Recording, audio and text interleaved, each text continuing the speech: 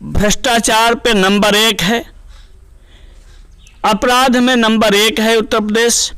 आज चाहे हाथरस की घटना देख लीजिए, गोरखपुर की घटना देख लीजिए, और प्रतिदिन ऐसा कोई दिन नहीं है, मैं बताना चाहता हूं कि ऐसा कोई दिन नहीं है जिस दिन रेप, हत्या, लूट, बलात्कार की घटनाएं प्रदेश में ही नहीं पूरे जनपद में, हमारे जनपद में ऐसा कोई दिन नहीं है जिस दिन हत्या, रेप, बलात्कार, वसूली, इस तरह की घटनाएं न रही हों। नमस्कार, आप देख रहे हैं बुलंद भारत। मैं हूं आपके साथ अखिलेश यादव। आज हमसे बात करने के लिए हमारे साथ जुड़े हैं समाजवादी पार्टी के वरिष्ठ नेता हैं, पट्टी विधानसभा के क्षेत्र के, और कई दफ़ा जिला पंचायत सदस्य भी रहे हैं, वर्तमान में भी हैं, आसपुर देवसर 33 से जिला पंचायत सदस्य हैं, श्री विजय यादव जी। सबसे पहले आपको दिवाली की बहुत बहुत शुभकामनाएं। आपको भी, आपके साथ पूरे पट्टी विधानसभा वासियों को, प्रदेश वासियों को, जनपद वासियों को दीपावली की हार्दिक शुभकामना और बधाई जी। तो इसी के साथ साथ मैं आपका धन्यवाद करना चाहता हूं कि आपने अपना अमूल्य समय दिया हमें, क्योंकि यह एक राजनीतिक इंटरव्यू है, तो हम राजनीति पर बात करेंगे। उत्तर प्रदेश के जो चुनाव आने वाले हैं 2022 में, विधानसभा के चुनाव आने वाले हैं, इस सिलसिले में आपसे बात करेंगे। मेरा पहला सवाल आपसे है कि 2022 के विधानसभा चुनाव में उत्तर प्रदेश में समाजवादी पार्टी अपने आप को कहाँ पाती है? आज आने वाला 2022 के चुनाव में समाजवादी पार्टी सरकार बनाने जा रही है। इतना ही नहीं, हम 350 से 400 सीटें लेकर के समाजवादी पार्टी की सरकार, माननीय देश के सबसे युवाओं के आदर्श, हम लोगों के नेता, हर नौजवान, किसान, मजदूर की पहली पसंद पूरे देश में माननीय हमारे समाजवादी पार्टी के राष्ट्रीय अध्यक्ष अखिलेश यादव जी, जिसका विकास के नाम पे पूरे दुनिया में विकास का उन्होंने जो काम किया, पूरे दुनिया में, उत्तर प्रदेश में ही नहीं पूरे दुनिया में डंका बजता है। इतना ही नहीं, अभी आप देख रहे होंगे तमाम विदेश के उच्चायुक्त आकर के माननीय राष्ट्रीय अध्यक्ष जी हमारे माननीय अखिलेश यादव जी से आके खुद मिल रहे हैं लखनऊ आकर के। आपने देखा है कि विपक्ष में है, इसके बावजूद माननीय अखिलेश यादव जी का विकास के जो काम है उससे प्रभावित होकर के प्रदेश और देश और दुनिया के लोग आके माननीय राष्ट्रीय अध्यक्ष जी से मिल रहे हैं। जी, आपने विकास की बात की, तो आपका नारा भी था 2017 के चुनाव में, काम बोलता है। अगर आपने इतना विकास किया तो 2017 में जनता ने आपको क्यों नहीं चुना? इसका क्या कारण? देखिए, जनता ने हमें चुना, लेकिन जनता को बीजेपी की सरकार ने गुमराह कर दिया। ये भारतीय झूठ पार्टी है। इन्होंने विकास पे बात ही नहीं किया। इन्होंने कब्रिस्तान और शमशान की बात की, ईद और दिवाली की बात की, इन्होंने हिंदू मुसलमान की बात करी, इन्होंने भारत पाकिस्तान की बात करी, इन्होंने राम रहीम पर बात की। इसलिए यहाँ की जो इमोशनल भावुक है जनता, ये समझ नहीं पाई और इनके झूठ और फरेब में आ करके इनको जो है ये सरकार बना ले गए। इतना ही नहीं, आपको बताना चाहते हैं, पिछड़े समाज के, दलित समाज के, वंचित और अल्पसंख्यकों को गुमराह किया गया। अच्छा, तो आपने विकास की बात की। जब आपकी सरकार थी तो लगातार विपक्ष उस समय, जब भारतीय जनता पार्टी थी या अदर पार्टियां थी, वो आप पे एक इल्ज़ाम लगाती थी, आप पे एक प्रहार करती थी कि समाजवादी पार्टी में गुंडाराज व्याप्त है, यहाँ पर एकदम पूरा भय है। तो भारतीय जनता पार्टी बोल रही है कि आज के समय में हमने उत्तर प्रदेश को भय मुक्त कर दिया, समाजवादी गुंडों से उत्तर प्रदेश को बचा लिया। क्या कहेंगे? आज आप भी देख रहे हैं, पूरा प्रदेश देख रहा है, पूरी तरीके से आज भ्रष्टाचार पे नंबर 1 है, अपराध में नंबर 1 है उत्तर प्रदेश। आज चाहे हाथरस की घटना देख लीजिए, गोरखपुर की घटना देख लीजिए, और प्रतिदिन ऐसा कोई दिन नहीं है, मैं बताना चाहता हूं कि ऐसा कोई दिन नहीं है जिस दिन रेप, हत्या, लूट, बलात्कार की घटनाएं प्रदेश में ही नहीं पूरे जनपद में, हमारे जनपद में ऐसा कोई दिन नहीं है जिस दिन हत्या, रेप, बलात्कार, वसूली, इस तरह की घटनाएं न रही हों। तो अभी कुछ दिनों पहले समाजवादी पार्टी और सुभाषपा, जो सुहेल देव भारतीय समाज पार्टी ओम प्रकाश राजभर की, उन दोनों पार्टियों का आपस में गठबंधन हुआ है। तो उनका कहना था कि पश्चिम बंगाल में खेला हुआ था और उत्तर प्रदेश में खदेड़ा होगा, कि मतलब समाजवादी पार्टी पूर्ण बहुमत के साथ सरकार बनाकर भाजपा को यहाँ से हटाएगी। क्या आप सहमत हैं इस बात से? बिल्कुल सहमत हैं, और यहाँ निश्चित तौर से खदेड़ा हुई और होगा भी। जनता ने मन बना लिया है। जहाँ तक सुभाषपा के राष्ट्रीय अध्यक्ष राजभर की बात है, माननीय राजभर साहब, ओम प्रकाश राजभर जी जमीनी नेता हैं, जमीनी नेता है। वो उनको जो है वो बीजेपी के लोगों ने गुमराह करके कि पिछड़ों का हक मिलेगा, दलितों का हक मिलेगा, वंचितों का हक मिलेगा, उन्होंने इस बरगला करके उनके हित के लिए उस गुमराह होकर के माननीय राष्ट्रीय अध्यक्ष सुभाषपा ने भाजपा का समर्थन दिया। लेकिन आपने देखा है कि वो कैबिनेट मंत्री रहते हुए, समाज कल्याण पिछड़ा वर्ग के मंत्री होते हुए 2 साल में ही जब बीजेपी को देखा कि उन्होंने बीजेपी सबसे ज़्यादा पिछड़ों दलितों पर अत्याचार कर रही है, दलितों के साथ भेदभाव कर रही है, अंतिम व्यक्ति उनको एहसास हुआ, वो जो है भारतीय जनता पार्टी की सरकार में कैबिनेट मंत्री से इस्तीफा दे करके वो विपक्ष में आके खड़े हुए। तब से आज तक अंतिम व्यक्ति की बात कर रहे हैं। निश्चित तौर से यह जो गठबंधन हुआ है, चाहे महान दल से हुआ है, चाहे सुभाषपा से हुआ है, जनवादी पार्टी से हुआ है, पश्चिम में माननीय जयंत चौधरी जी से हुआ है, यह सब मिल करके, और भी छोटे राष्ट्रीय अध्यक्ष जी ने कल अभी सैफई में भी कहा कि जितने छोटे दल हैं सबको समाजवादी पार्टी अपने साथ जोड़ने का काम करेगी। निश्चित तौर से सारे जोड़ करके 400 से अधिक सीटें समाजवादी पार्टी के नेतृत्व में उत्तर प्रदेश में आएंगे और माननीय अखिलेश यादव जी की सरकार बनेगी। जी नेताजी, आपके कई भाषणों में मैंने सुना कि आप अक्सर जिक्र करते हैं कि इस देश में, इस प्रदेश में लोकतंत्र में से जनतंत्र या लोकतंत्र में से जन हट गया है, केवल तंत्र हावी हो गया है। तो आपको क्या इस लोकतंत्र में विश्वास नहीं है? मैं लोकतंत्र को मानने वाला हूं, हमारी पार्टी मानने वाली है। हम डॉक्टर भीमराव अंबेडकर के अनुयायी हैं, डॉक्टर राम मनोहर लोहिया के अनुयायी हैं, सरदार वल्लभ भाई पटेल के अनुयायी हैं, महात्मा गांधी जी के रास्ते पर चलने वाले लोग हैं, हमारे आदर्श माननीय भगत शहीद आजम भगत सिंह हैं। आज लोकतंत्र में आप बताओ, लोकतंत्र जिंदा होता, अगर लोग होते, जन होता, तो आपने लखीमपुर खीरी में क्या देखा है? किसान शांतिपूर्ण ढंग से सत्याग्रह कर रहे हैं। किसान को किस तरह से गाड़ियों से एक बीजेपी के मंत्री के लड़के ने किस तरह से उसको रौंद डाला, यह क्या लोकतंत्र में कहीं ऐसा दिखाई पड़ा? हमें तो याद नहीं इस तरह की घटनाएं कभी पूर्व में भी, जब अंग्रेजों का शासन था, इस तरह की घटनाएं नहीं हुई। आज लोकतंत्र में बीजेपी सरकार के नेतृत्व में आज किस तरह जन की हत्या हो रही है। मैं तो पहले भी कहा हूं, आज डेमोक्रेसी है, डिमोस गायब होता जा रहा है, उस पर क्रेसी हावी होती जा रही है। जन गायब है, तंत्र हावी हो रहा है। एक तंत्र, इनके पुलिसिया आप देख नहीं रहे हो किस तरह के। हमारे यहाँ आप देखो किसका काउंटर हो जा रहा है कि बुलडोजर किस पर चल रही है। एक जात के विशेष के ऊपर जो है बुलडोजर चलाया जा रहा है। आप देख रहे हैं किस तरह से एक जात विशेष।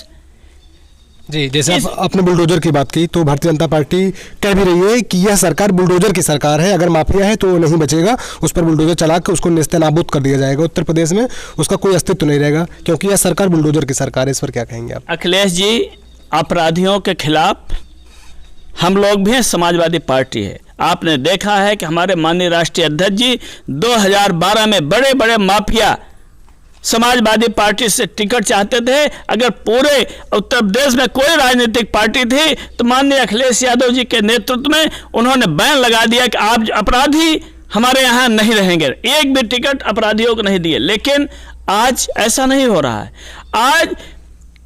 आज कुछ विशेष जात के ऊपर, अगर आप पिछड़ी जात के हैं, दलित हैं, यादव हैं, ब्राह्मण, उनको टारगेट करके बुलडोजर चलाया जा रहा है। और भी जातियां हैं और भी अपराधी हैं। आप निष्पक्ष तरीके से देखिए, लिस्ट निकालिए कि अपराधी कौन है, अपराध कौन कर रहा है।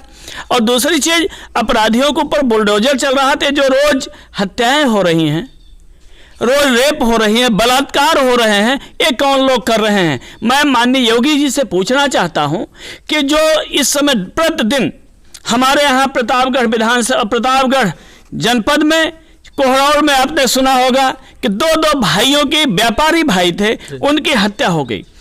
यहाँ ढखवा है, अमरगढ़ है, पट्टी है, प्रतापगढ़ टाइल्स के व्यापारी को इसी सरकार में हत्या हुई और वसूली बराबर हो रही। ये कौन लोग हैं? इनके ऊपर बुलडोजर कब चलेगा? और मैं इतना ही नहीं, लखीमपुर खीरी के किसानों को, जो किसान स्मृति दिवस मना के कल समाजवादी लोग नहीं, समाजवादियों के साथ जितने भी किसानों के हमदर्द लोग हैं, कल हम लोगों ने किसान स्मृति दीप जला करके उनको याद किया।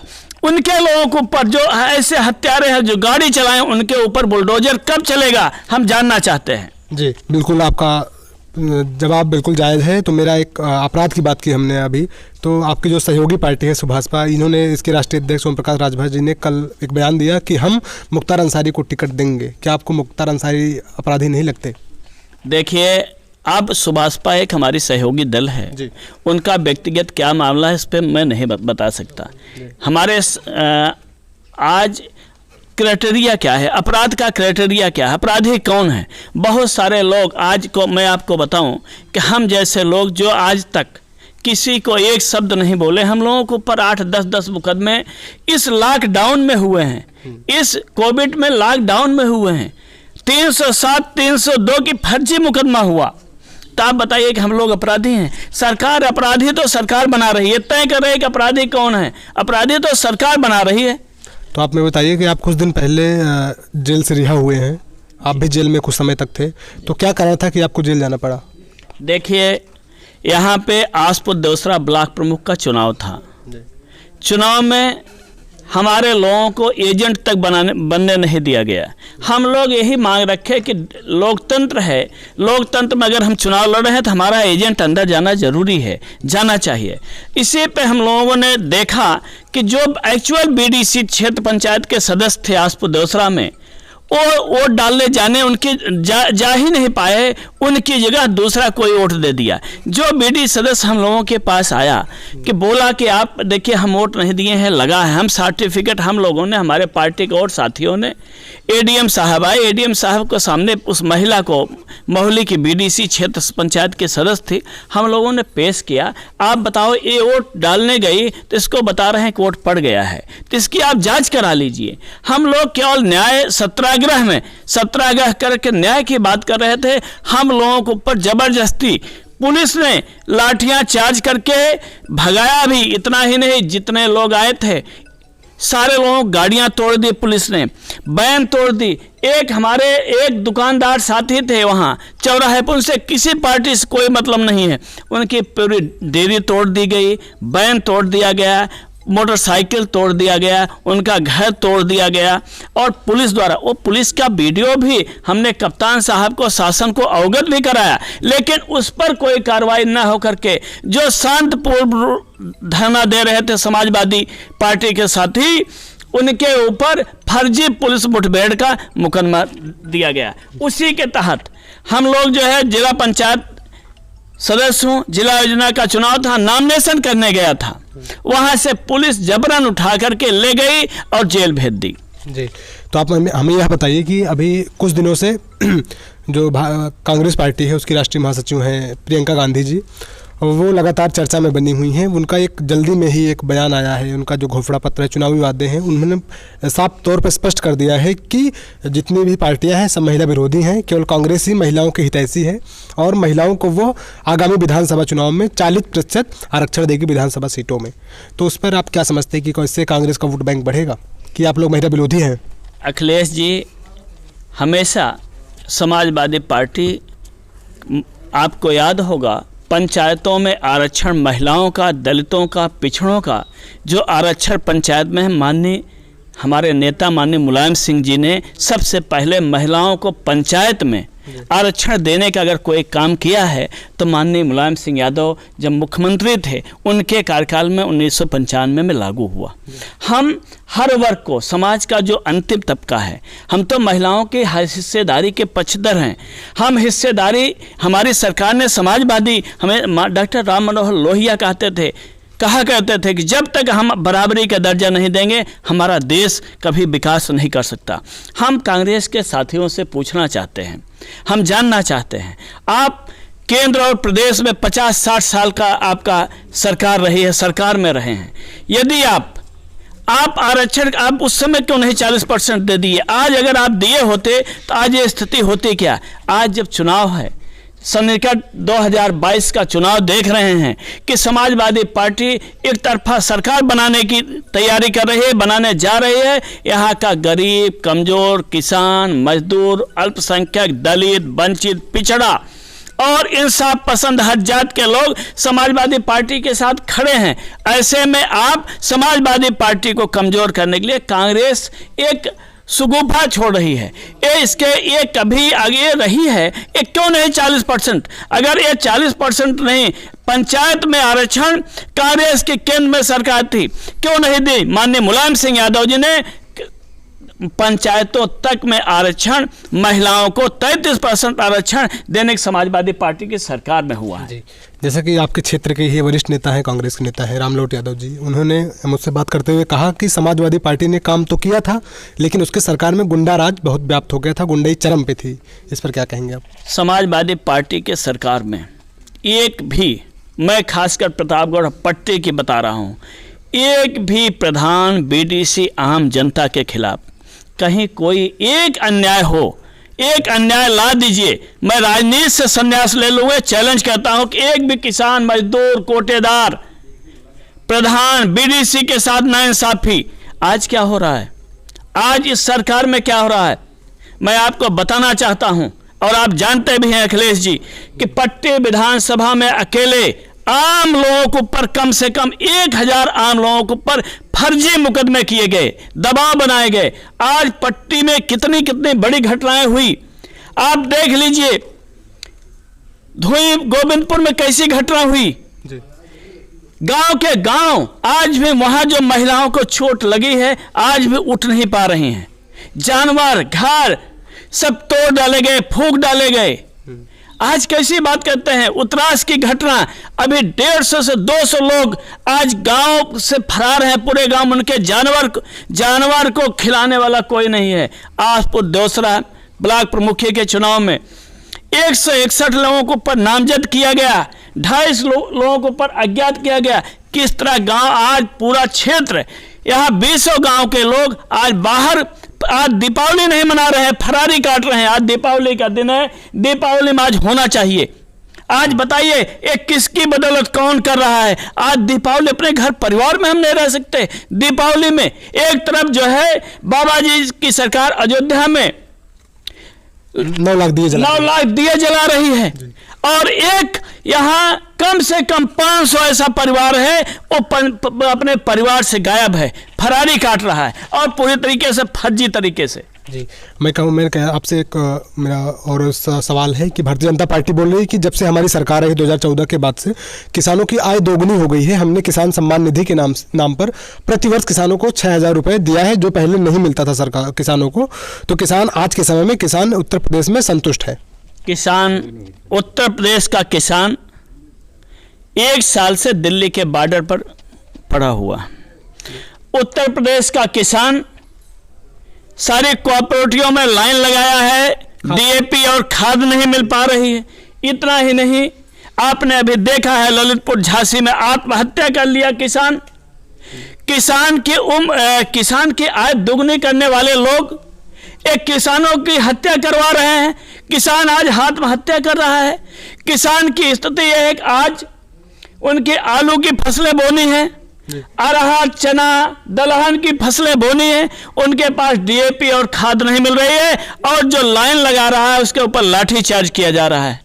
जी, तो आपने अभी किसान आंदोलन की बात की, दिल्ली में जो चल रहा है, तो भारतीय जनता पार्टी और जो विपक्ष हैं वो आप कह रहे हैं कि जो वहाँ के किसान नेता है राकेश टिकैत, वो राकेश टिकैत नहीं, राकेश डकैत हैं, और ये लोग आंदोलन जीवी हैं। ये लोग फर्जी तरीके से, मतलब इसको राजनीतिक रंग दिया जा रहा है, किसानों का आंदोलन नहीं है। इस पर क्या आपकी राय क्या है? अखिलेश जी, मैंने आपसे पहले भी कहा है कि बीजेपी सरकार को लोकतंत्र में विश्वास नहीं है, लोकतंत्र के गला घोटने के लिए तैयार है। और जो देश आंदोलन से आज़ाद हुआ हो, जो देश आंदोलन से आज़ाद हुआ हो, सत्याग्रह से आज़ाद हुआ हो, आज उस देश का किसान अगर शांतिपूर्वक अपनी मांगों के लेके मिनिमम सपोर्टिंग प्राइस की मांग कर रहा है, एमएसपी की मांग कर रहा है। आज बताओ, अगर वो मांग कर रहा तो ये आंदोलन जीवी है, ये आंदोलन जीवी है। एक गांव गांव जाकर के चंदा लिए माननीय सरदार वल्लभ भाई पटेल की मूर्ति लगाने के लिए गांव गांव से लोहा इकट्ठा किए, ड्रामेबाजी किए और ये चाइना से ला करके वहां मूर्ति लगाए। मैं पूछना चाहता हूं, जो चंदा इकट्ठा हुआ था राम मंदिर के नाम पर और जो है सरदार पटेल जी के लोहे के नाम पे, वो कहाँ गया? ये तो चंदा जीवी लोग हैं, चंदा से जीवित हैं।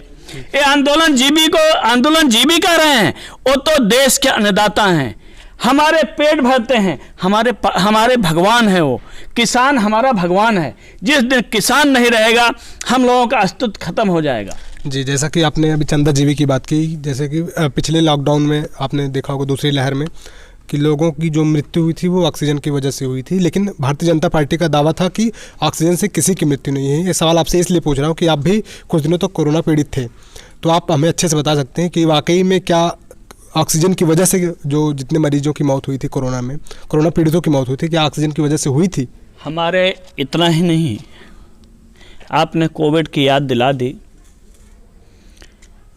हमारे कई ऐसे साथी हैं जी, दसियों व्यक्तिगत मेरे जिनके साथ मैं खाया सोया हूँ, 10 ऐसे लोग थे इस कोविड में ऑक्सीजन की वजह से अपनी जान गंवा दी है। इतना ही नहीं, एक हमारा साथी था इलाहाबाद विश्वविद्यालय में, हमारे साथ पढ़ाई करते थे और हमारा पार्टनर था हरशंकर लोअर पीसीएस था। अच्छा। उसकी ड्यूटी मेरठ में लगी हुई थी, चुनाव में, सहारनपुर में चुनाव ड्यूटी में था। ड्यूटी के समय सेक्टर प्रभारी था, उसको कोविड हो गया। वहाँ से किसी तरह लखनऊ आया, लखनऊ से परिवार वाले लेके आए जौनपुर में ऑक्सीजन नहीं मिला, लखनऊ में नहीं मिला, जौनपुर में नहीं मिला, बनारस में ले गए और हरशंकर दम तोड़ दिया। इतना ही नहीं, हमारे साथी, हमारे क्षेत्र के मेरे साथ गुड्डू यादव, यहाँ महरमऊ का, यहाँ से उसको कोविड हुआ, सुल्तानपुर ले गए, ऑक्सीजन की वजह से मौत हो गई।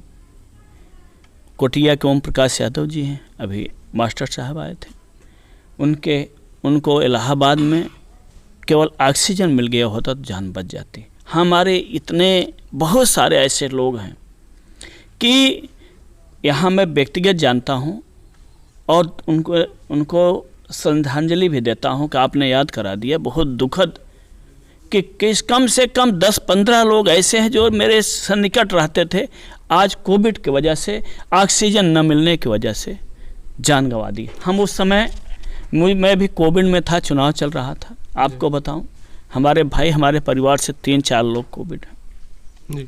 अकबरपुर से एक गैस ऑक्सीजन की बॉटल कंटेनर लेके आए यहाँ, वहाँ लाइट से चलती थी। इलाही के एक पंडित जी हैं, यहाँ आए और मैं तो था। पंडित जी ने कहा भैया हमारे पिताजी की जान नहीं बचेगी, तो हम लोगों ने यहाँ से उनको प्रतिदिन शाम को देता था, रात भर लगाते थे, सुबह आते थे। अच्छा। यह महामारी, ऐसी महामारी कि ऑक्सीजन के लिए न जाने। और आप देखो, यहीं इब्राहिमपुर घाट है, मैं दूर नहीं जाना चाहता हूँ, एक दिन में 70 लाशें पड़ी थी यहाँ।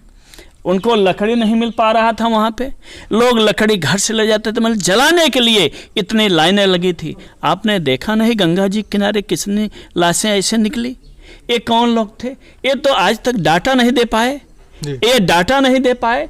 दूसरी चीज़ हम जानना चाहते हैं भाजपा के मोदी जी से और योगी जी से, यदि ऑक्सीजन की कमी नहीं थी तो आप उसके बाद ऑक्सीजन के लिए घूम करके उद्घाटन कैसे करने लगे? ऑक्सीजन से कोई नहीं खत्म हुआ, ऑक्सीजन के प्लांट का उद्घाटन आपने शुरू किया जी। इसके पहले मैं बताना चाहता हूं कि दूसरी लहर में इन्होंने जो ऑक्सीजन दूसरी लहर के बाद लगाना शुरू किए। आपको याद होगा जब पहली लहर कोविड की आई थी तो ग्राम प्रधान से लेके प्राइमरी के अध्यापक से लेकर के ऐसा कोई कर्मचारी नहीं होगा, ऐसा कोई विधायक नहीं होगा, विधायक निधि उसकी रोक दी गई। इसके अलावा विधायक, सारे विधायकों ने, एमएलसी सांसद ने कोई 25 लाख, कोई 50 लाख, जिला पंचायत, मेरे जिला पंचायत से 25 लाख गया था। करोड़ों रुपए हर जिले में जमा हुए, ये जनता के पैसे। अगर ये प्लांट लगा दिए होते उस समय, जब जनता का पैसा लेकर के भी ये प्लांट अगर लगाए होते तो ये हजारों जो मौतें हुई हैं ये नहीं होते। आज हमारा जो हमको बुनियादी चीज़ें, स्वास्थ्य, शिक्षा, चिकित्सा, रोटी, कपड़ा, मकान, जो बुनियादी चीज़ें हैं वो भी हमको नहीं मिल पा रही हैं। जैसा कि आपने जो भारतीय जनता पार्टी का जो ऑक्सीजन का बयान था उसको आपने झुठला दिया है, तो मेरा एक सवाल और है कि यह देश समाजवाद की जगह साम्राज्यवाद की आगे और अग्रसर हो रहा है, पूंजीपतियों के हाथ में जा रहा है, चीज़ें निजीकरण की तरफ जा रही हैं, जैसे सरकारी चीज़ें बिक रही हैं। एयर इंडिया भी हाल फिलहाल में बिका था, इसके पहले भी कई सरकारी संस्थान बिक चुके हैं, प्राइवेट हाथों में जा चुके हैं। इस पर आप क्या कहेंगे? माननीय प्रधानमंत्री जी का मैं भाषण याद करता हूँ, मैं देश बिकने नहीं दूंगा। उन्होंने कहा था कि देश बिकने नहीं दूंगा। आज जहां भी ऐसी कोई संस्थान नहीं बची है कि जो अडानी, अंबानी और पूंजीपतियों को न दे दिया हो। और किसान वाला जो मामला है केवल पूंजीपतियों में, आज ये सरकार, देश की, प्रदेश की सरकार आज सिर्फ और सिर्फ पूंजीपतियों के लिए काम कर रही है। आज आपको बताऊं, यहाँ लखनऊ के अंदर, उत्तर प्रदेश लखनऊ के अंदर योगी बाबा ने समिट का आयोजन किया था जी, इन्वेस्टर समिट। हाँ, इन्वेस्टर समिट का आयोजन किया था। तमाम एमओयू पे सिग्नेचर हुए थे जी। एक भी आप बता दो, एक भी इन्वेस्टर अगर आया हो और माननीय हमारे राष्ट्रीय अध्यक्ष माननीय अखिलेश यादव जी HCL ले आए, IT ले आए, आप देख रहे हो कि 4 से 5 हज़ार की और उनको नौकरी मिल रही है आज। तो आज ये झूठे लोग हैं। मैं पहले भी कह चुका हूँ, भारतीय जनता पार्टी भारतीय झूठ पार्टी है। कोई चीज़, ये किसी झूठ को 100 बार बोलते हैं ताकि वो सच हो जाए, और हमारी भोली भाली जनता कभी कभी इनके झुठलाए में आ जाती है, लेकिन ये मन बना चुकी है। ये आने वाले समय में समाजवादियों के हाथ में प्रदेश का नेतृत्व सौंपने जा रहे हैं। ये समझ गए हैं कि कितने झूठे लोग हैं। एक किसी के नहीं है, एक सिर्फ और सिर्फ पूंजीपतियों के लिए काम कर रहे हैं। जैसा कि एक सवाल मेरा और है, मन में आ गया मेरे, कि जैसा कि आपने कहा कि पूंजीपतियों के हाथों में देश है, ठीक है, और मैं ये जानना चाहता हूँ कि आपकी जो राजनीति हुई थी, वो आपकी राजनीतिक शुरुआत कब से हुई थी? अब आप समाजवादी पार्टी में कब से जुड़े हैं? देखिए, हम लोग तो समाजवादी पार्टी के फाउंडर मेंबर हैं। अच्छा, 92 से थे आप? 92 से, जब स्टूडेंट लाइफ यहाँ हाई स्कूल में पढ़ रहे थे जी। तब से हम पार्टी के प्रचार, राम लखन जी यहाँ से चुनाव लड़ रहे थे, उस समय मैं प्रचार प्रसार कर रहा था जी। फिर 92 में मैं इलाहाबाद विश्वविद्यालय गया, वहाँ से बराबर चुनाव में यहाँ सक्रियता रहती थी, वहाँ भी छात्रों की समस्या के लेके लड़ता था। मैं 2000 में पहली बार प्रतापगढ़ जनपद का सबसे कम उम्र का जिला पंचायत सदस्य। क्या उम्र रही होगी उस समय आपकी? मुश्किल से 22-23 साल उम्र में जिला पंचायत सदस्य हो गए थे। और यहाँ की जनता, यहाँ का इतना प्यार मिला कि इस क्षेत्र में उस समय बहुत बुरी स्थिति थी, सामंती प्रवृत्तियाँ इतनी हावी थी, कोई बूथ पर भी नहीं खड़ा हो सकता था। अच्छा। और लेकिन यहाँ के सम्मानित आदरणीय आम जनता, वो जिसमें हर वर्ग का, ऐसा कोई जाति नहीं थी, ऐसा कोई धर्म नहीं था, जो इस बेटे को समर्थन, उस समय मैं सबसे कम उम्र का और 5000 वोटों के अंतर से पहला चुनाव मैं जीता था। तब से लगातार आज यह चौथा चुनाव हम जीते हैं जिला पंचायत के। हर बार आपके आशीर्वाद से और यहाँ क्षेत्र वालों का प्यार और आशीर्वाद से लगातार लीड हमारी बढ़ती गई। आज अब इस बार चुनाव में 9700 की लीड हुई है, जो पूरे मंडल में सबसे अधिक है। ये सिर्फ और सिर्फ हमारे सम्मानित बड़े बुजुर्गों का आशीर्वाद है, नौजवानों का प्यार है, माताओं का है। हमने कभी जात धर्म में नहीं, इंसाफ पसंद। मैं कभी अपराध और अपराधियों के पक्ष में कभी नहीं रहा। हम हमेशा इंसाफ के लिए लड़ाई लड़ा, और वो भी हमारे आदर्श माननीय अखिलेश यादव जी से मैंने सीखा है। हमारे नेता हैं, उनके संस्कार से उसको मैंने पूरी तरह से यहाँ लागू करने की कोशिश की है। मेरा आखिरी सवाल है नेता जी आपसे कि अंतिम सवाल मेरा यह है कि जब भारतीय जनता पार्टी चुनाव लड़ रही थी, केंद्र में उन्होंने वादा किया था कि 2 करोड़ रोजगार प्रतिवर्ष, और उत्तर प्रदेश में चुनाव रहा था तो उन्होंने कहा था कि उत्तर प्रदेश में हमारी सरकार बनती है तो 70 लाख रोजगार हम देंगे। इस पर क्या आपको कुछ सच्चाई नज़र आती है? कोई वर्तमान में कुछ काम हुआ है धरातल पर रोजगार को लेकर? आप रोजगार की जहाँ तक बात है केंद्र सरकार की, ये हमारे गांव के बड़े बुजुर्ग हैं, पंडित जी हैं जी, ये बैठे हुए रेलवे में अभी रिटायर हुए हैं। अच्छा, रेलवे तक में छटनी इस मोदी सरकार ने किया है। ऐसा कोई विभाग नहीं बचा जिसमें इन्होंने छटनी नहीं किया। मैं समझता हूं कि हर साल ये 2 करोड़ छटनी कर रहे हैं। जो 2 करोड़ देने की बात कर रहे थे वो पब्लिक गलत समझ गई। ये तो ऐसे भी वादा किए थे कि 15 लाख रुपए देंगे, वो जुमला हो गया, इनका ही गृह मंत्री का रहा हुआ जुमला है। तो 2 करोड़ वो जुमला था, 15 लाख जुमला था, तो 2 करोड़ नौकरी तो बता सकते हैं क्या थे? 2 छटनी के लिए बोले थे हम, आप समझ बैठे कि 2 करोड़ नौकरी हर साल मिलेगी। इतना ही नहीं, आज ये जब बेच दे रहे हैं तो आप क्या ऐसा कहते हैं इनसे? और उत्तर प्रदेश सरकार ये तो पूरी तरीके से निकम्मी सरकार है। ऐसी कोई वैकेंसी नहीं है। इनका 4.5 साल से ज़्यादा समय हो गया, 2 से 3 महीना बाकी है इनके पास। नौकरियाँ ऐसी कोई नौकरी नहीं है कि जो अभी रिजल्ट चुनाव का नज़दीक आ रहे हैं, 2016-17 के आज परीक्षाओं के आज निकल रहे हैं, और इनके कार्यकाल में जो नौकरियां हुई भी, ऐसा कोई आप बता दीजिए जिसमें पेपर ना आउट हुआ हो। आप पत्रकार साथी हैं, आप पेपर में देखिए STF से लेकर के, और पेपर आउट होने के बाद भी पेपर कैंसिल नहीं हुआ। सबसे बड़ी चीज़ है, पेपर आउट हो रहे हैं, गिरोह हैं पूरे लगे हुए हैं, लेकिन उनको पकड़े, लेकिन इसके बाद भी नौकरियों के लिए उसको एग्जाम को कैंसिल नहीं किया गया। ये ऐसी सरकार है। बहुत बहुत धन्यवाद नेताजी, आपने अपना अमूल्य समय दिया, इसके लिए हम आभार व्यक्त करते हैं। धन्यवाद अखिलेश जी।